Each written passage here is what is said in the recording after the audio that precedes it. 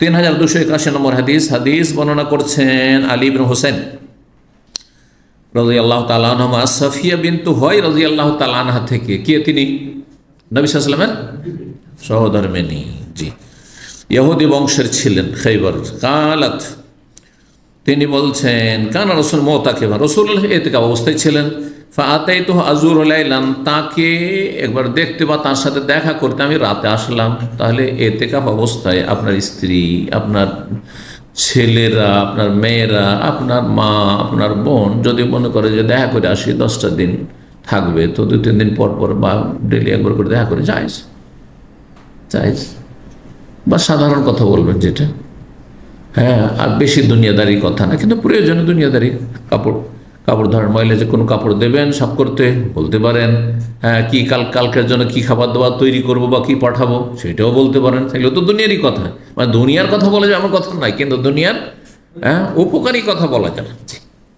গল্প করেছেন, বলছেন ফাহাদ্দাসতুহু, তার সাথে আমি গল্প করলাম।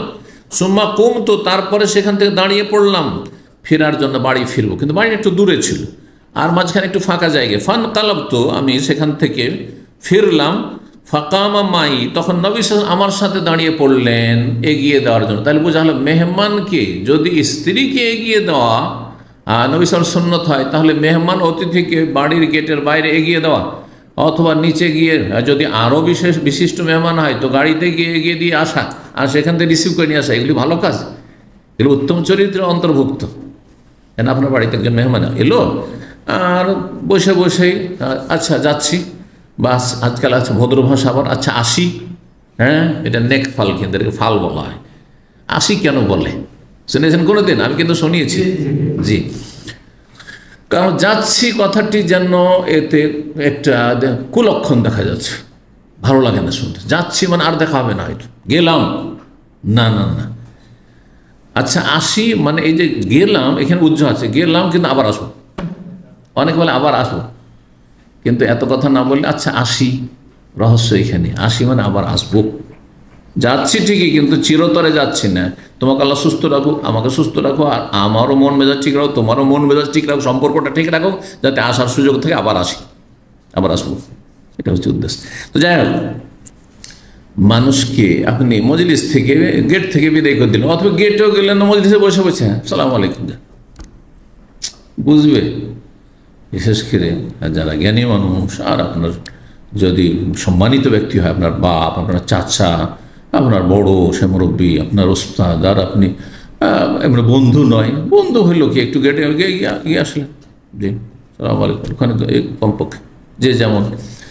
তো যাই হোক, কিন্তু ধরেন যে ছেলে মেয়েরা আছে, ছোট আছে, অসুবিধা নেই, নয় যে জরুরি এমন কিছু নয় এটা।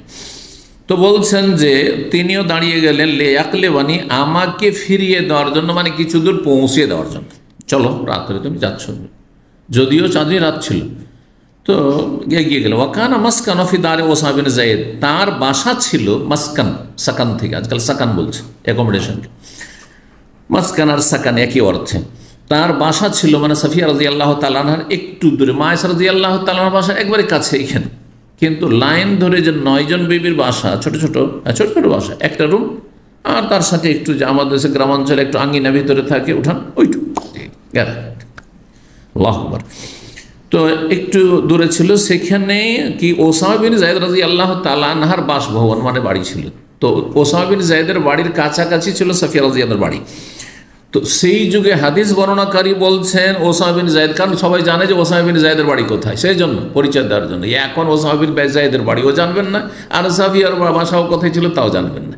তবে এতটুকু জেনে রাখা ভালো, আমি অনেক সময় বলি, কারণ এগুলো কথা হয়তো অনেকে বলতে পারবেন না, যে নবী সাল্লাল্লাহু বিবিগণের বাসাগুলি লাইন হয়ে যায়, মা আয়েশার বাসার পেছন দিয়ে লাইন ধরে, যে মহিলা সেকশনটা, আপনি যখন মসজিদ নবীতে ঢুকছেন 19 নম্বর থেকে 21 নম্বর গেট দিয়ে, কিং ফাহাদ গেট যেটা, সেই দিয়ে ঢুকে সামনে আসছেন, তো ডান দিকে তো সব পুরুষের এরিয়া, তাই না, কিন্তু বাম দিকে কিন্তু মহিলার এরিয়া, তাই না?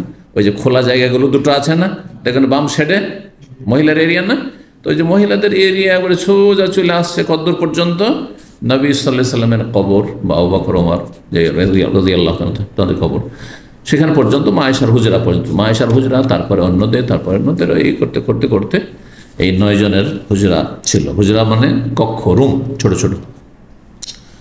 তো পৌঁছাইতে গেলেন ওসামা বিন যায়েদের বাসভবনের কাছাকাছি ছিল। ফামাররা রাজুলান মিনাল, সেই সময় রাতে 2 জন আনসারি ব্যক্তি যাচ্ছিল রাস্তা দিয়ে। ফালাম্মা আইয়ান নবী, যখন তারা 2 জন নবী সাল্লাল্লাহু আলাইহি ওয়াসাল্লামকে দেখেছে যে তিনি তার সহধর্মিনীর সাথে আছেন, কিন্তু তারা হয়তো অন্ধকারে বুঝতে পারে না যে কে, যে কার সাথে আছেন। একে তো পর্দা করে আছেন, তারপরে কি বা বুঝবেন যে কার সাথে, কোন স্ত্রীর সাথে আছেন না কার সাথে আছেন। আসরা, তখন 2 জন নবী সাল্লাল্লাহু আলাইহি ওয়াসাল্লামকে দেখে তারা দ্রুত চলতে শুরু করেছেন। স্বাভাবিক, বড় মানুষের সাথে ফ্যামিলি দেখলে মানুষ কি করে, একটু দূরে হয়ে যায়, টান দেয় যে আমি আগে চলে যাই, না পিছিয়ে যায়, এদিক সেদিক হয়ে যায়।